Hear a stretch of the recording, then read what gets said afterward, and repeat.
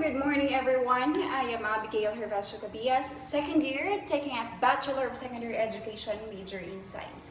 And in this video, I will be presenting to you the standards for science teaching.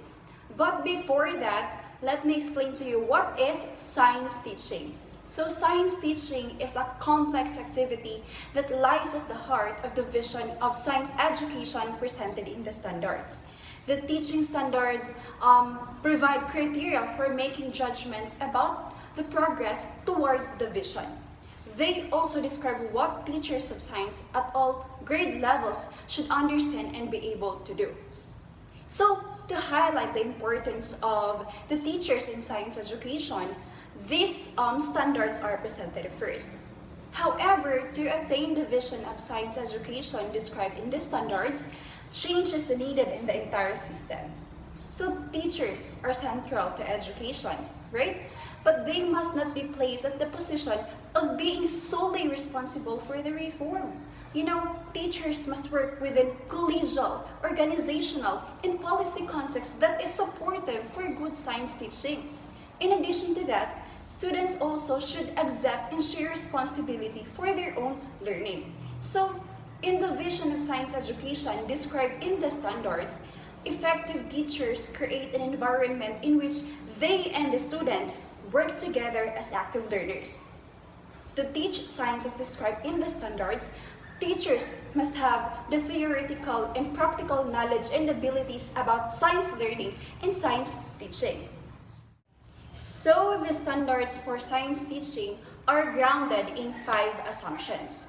First, we have the vision of science education described by the standards requires changes throughout the entire system.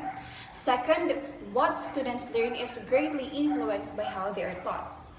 Third, the actions of teachers are deeply influenced by their perceptions of science as an enterprise and as a subject to be taught and learned. Fourth, students' understanding is actively constructed through individual and social processes. And lastly, the actions of teachers are deeply influenced by their understanding of and relationships with the students. And now let's discuss the first standard for science teaching, which is the vision of science education described by the standards requires changes throughout the entire system. So, the educational system must act to sustain effective teaching. The routines, rewards, structures, and the expectations of the system must endorse the vision of science education portrayed in the standards. So teachers must be provided with resources, time, and opportunities to make change as described in the program and system standards. So teachers must work within the framework that encourages their efforts. And second, what students learn is greatly influenced by how they are taught. So the decisions about the content and activities that teachers make, their interactions with the students, the selection of assessments, the habits of minds that teachers demonstrate and nurture among their students, and the attitudes conveyed wittingly and unwittingly all affect the knowledge, understanding, abilities, and the attitudes that students develop. So therefore, teachers must really have the theoretical and practical knowledge about science learning and science teaching. And next, the actions of teachers are deeply influenced by their perceptions of science as an enterprise and as a subject to be taught and learned. So, all teachers of science have implicit and explicit beliefs about science learning and science teaching. So, teachers can be effective guides for students learning science only if they have the opportunities to examine their own belief and to develop their understanding which the standards are based. And next, the student's understanding is actively constructed through individual and social processes. So in the same way that scientists develop their knowledge and understanding as they seek answers to questions about the natural world, students develop an understanding of the natural world when they are actively engaged in scientific inquiry alone or with others. So simple as that. And lastly, the actions of teachers are deeply influenced by their understanding of and relationships with the students. So, the teaching standards require building strong, sustained relationship with the students.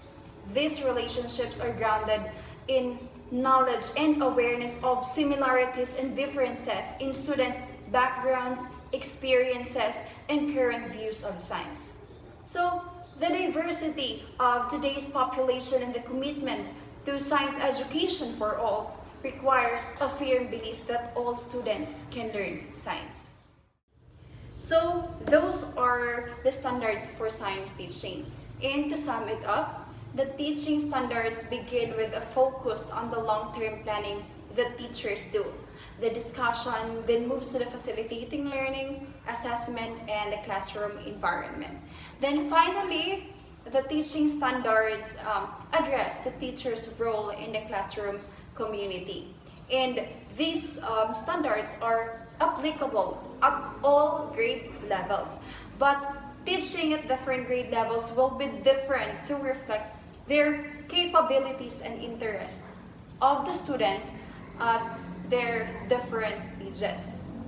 So, dividing science teaching into separate components oversimplifies a complex process.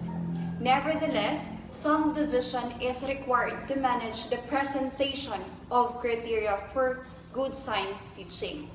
And in addition, teaching standards cannot possibly address all the knowledge and understanding that masterful teachers display. Therefore, teaching standards focus on the abilities that are most closely associated with science teaching and with the vision of science education described by the standards. So that would be all, guys. I hope you have learned something and have a great day. Bye!